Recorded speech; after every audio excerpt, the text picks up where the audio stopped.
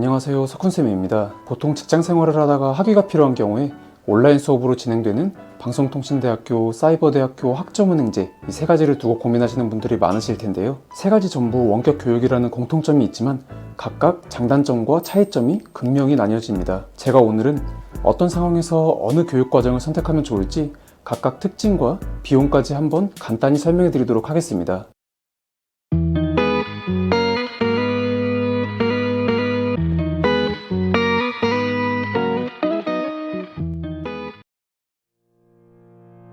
결론부터 말씀드리자면 비용은 한 학기를 기준으로 봤을 때 방송통신대학교가 가장 저렴합니다. 개설되어 있는 학과별로 조금씩 다르겠지만 한 학기에 평균적으로 35만원이라는 등록금이 발생하고 있고요. 여기서 입학금과 교재비는 별도입니다. 그 다음으로 사이버대학교의 경우 오늘 알아볼 세 가지 교과과정 중에서는 가장 등록금이 비싼 편에 속하고 한 학기 등록금은 평균적으로 150만원 정도에 속합니다. 마지막으로 학점은행제는 공부하려고 하는 전공과 신청하려고 하는 과목 수에 따라 완전히 상이하지만 한 학기에 평균적으로 60만원 가량의 수강비가 발생하고 있습니다. 단순하게 비용으로만 비교해서 등록금이 저렴한 순위부터 나열해 본다면 방통대, 학점은행제, 사이버대 이렇게 나눠볼 수 있을 것 같습니다. 먼저 사이버대랑 방통대의 경우 학년제로 운영이 되는데요. 학년제라는 건 그냥 여러분들이 흔히 알고 계시는 일반 대학교랑 똑같다고 생각해 주시면 되겠습니다. 1학년으로 신입학했다면 4학년까지 끝까지 학교를 마쳐주셔야 되고 당연히 4년이라는 소요 기간이 발생합니다. 반면에 학점은행제는 학년제가 아니라 학점제로 진행이 되는데요. 일정 학점에 도달하면 학위를 취득할 수 있고 여기서 학점은 다양한 방식으로 취득할 수 있기 때문에 통상적으로 사이버대나 방통대에서 소요되는 기간에 비해 졸업 기간을 한 절반 정도로 단축시킬 수 있다고 생각해 주시면 되겠습니다. 온라인 학위 취득 과정을 고민해 보시는 분들이라면 다른 학업을 병행하고 있거나 아니면 직장을 병행하시는 분들일 거라고 생각하는데요.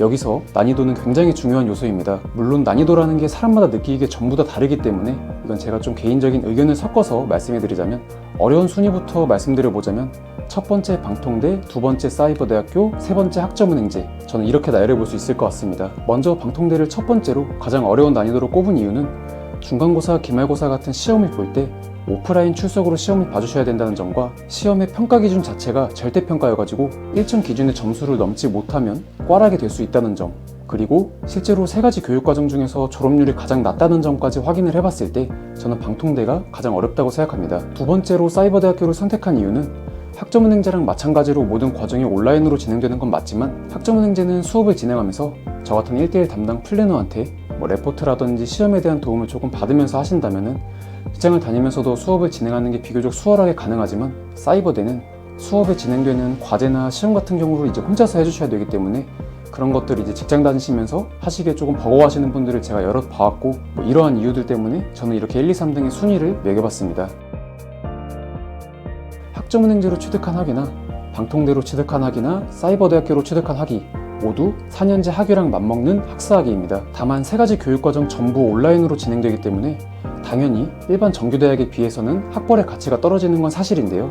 학력이랑 별개로 학벌의 메리트는 솔직히 세 가지 교육과정 전부 다 비슷하기 때문에 굳이 어느 학벌을 따져가면서 이런 교육과정을 선택한다기보다 각각의 다른 특징들과 장단점을 비교해보고 나한테 가장 맞는 교육과정을 선택하시는 게 맞다고 생각합니다.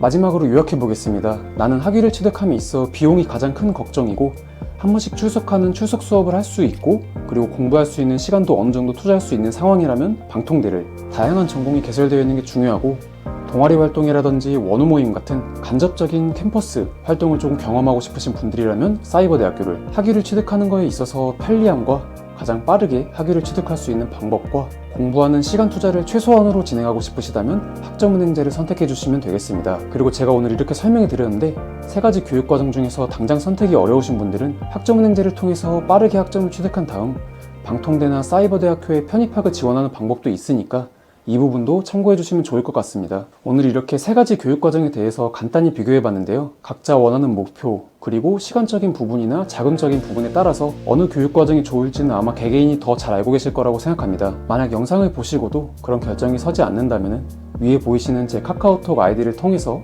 연락을 남겨주신다면 제가 어느 정도 조언을 해드릴 수 있도록 할 거고요. 오늘도 영상 시청해 주셔서 감사드리고요. 저는 앞으로도 교육과 관련된 꾸준히 유용한 내용으로 찾아뵐 수 있도록 하겠습니다. 감사합니다.